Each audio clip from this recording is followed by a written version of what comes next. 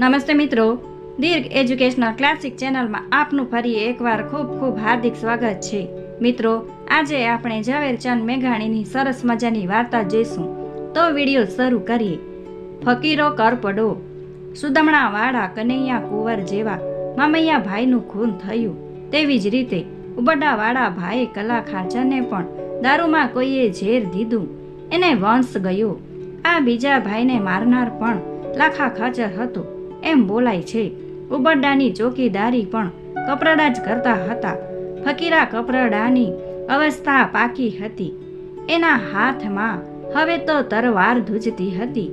પણ લાખા ખાચર કે મૂળું ખાચર ઉબરડાના ગરજ ભોગવે તે પહેલા તો મારે મરી ખૂટું એવી એની પ્રતિજ્ઞા હતી. બગડ ગામમાંથી ખાચરોનો એક દીકરો લાવીને એણે ઉબરડાની ગાદી પર બેસાડ્યો. એનું નામ વેડો ખાચર. એક દિવસ ફકીરો કરપડો ઘેર નથી. મૂળું ખાચર અને લાખા ખાચર ઉબરડે ચડી આવ્યા. કપરાડાની બાઈઓને હરણ કરી છોબારી ગામે ઉપાડી ગયા. પણ મૂળું ખાચર પવિત્ર હતા. બાઈઓને એમણે બહેનો કરીને રાખી. મૂળું ખાચર નહોતા ત્યારે કપરાડાઓ પણ ધ્રાંગધ્રા રાજની મદદ લઈને છોબારી આવ્યો. આવીને પોતાની બાઈઓને હાથ કરી માણસો ફકીરોને કહે, મૂળું ખાચરના ઘરનાને લઈને આપણે આપણું વેર વાળીએ.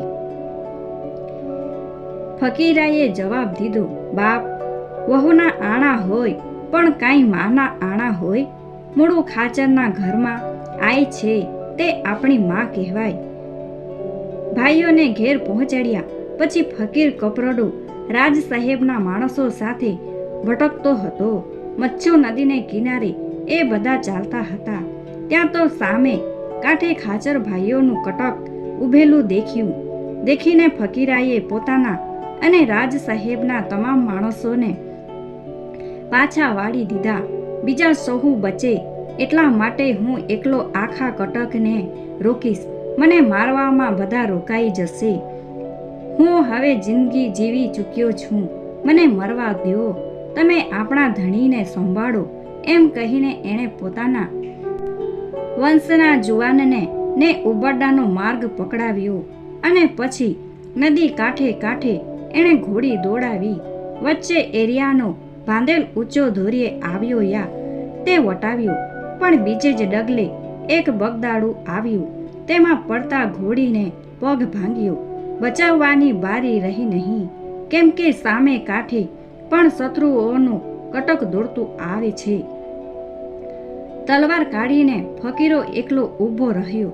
સામે કાંઠેથી એ એકલવાયા સ્વામી ભક્ત વીરને મૂળું ખાચર ધારી ધારીને નિહાળી રહ્યા. ફકીરાની ધોળી ધોળી દાઢી મૂછ પવનના ઝપાટામાં ફરકતી હતી. આથમતા સૂરજના કિરણ એની તરવાર ઉપર રાસ રમતા હતા. નદીના પાણી એ બુઢા મેઢા ઉપર ઝાડા ઝાડા થતા હતા. અને ફકીરો પડકારતો હતો, હાલ્યા આવો મૂળું ખાચર, હાલ્યા આવો. મૂળું ખાચરે પોતાની ફોજને કહ્યું, ખબરદાર, એની ઉપર બંદૂક છોડશો માં. ઊભા ઊભા એના દર્શન કરો. આવું રૂપ ફરી કે દી દેખવાના હતા. વાહ વીર વાહ, રંગ છે તારી જનેતાને. પણ એવું દર્શન કરવા માટે લાખા ખાચરની પાસે આંખો નહોતી. એની નજરમાં તે ઉબરડાની કાળી કાળી રસડી જમીન રમતી હતી. એણે પોતાના માણસોને ઈશારો કર્યો. ગોળી છૂટી. હમ, ફકીરો ઢળી પડ્યો. જખમમાંથી ખડખડ ખડખડ લોહીનો ધોરિયો છૂટ્યો છે. ફકીરાના શ્વાસ તૂટવા માંડ્યા છે. પણ છેલ્લી ઘડીએ એ શું કરતો હતો? પોતાની પછેડીની ફાટમાં ધરતીની ધૂળ ભેગી કરતો હતો. સામે કાઠીથી સ્વર આવ્યો, ફકીરા કપરડા, મરતી વખતે ચાળો ઉપાડ્યો કે શું?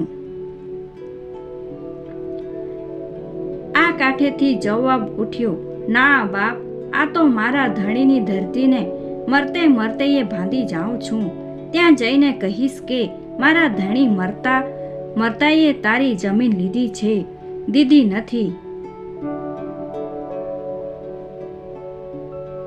લીધી પણ દીધી નહીં, ધાણીઓ વાળી ધરા, કીધી કપરાડા, ફતેહે આંગત ફકીરિયા,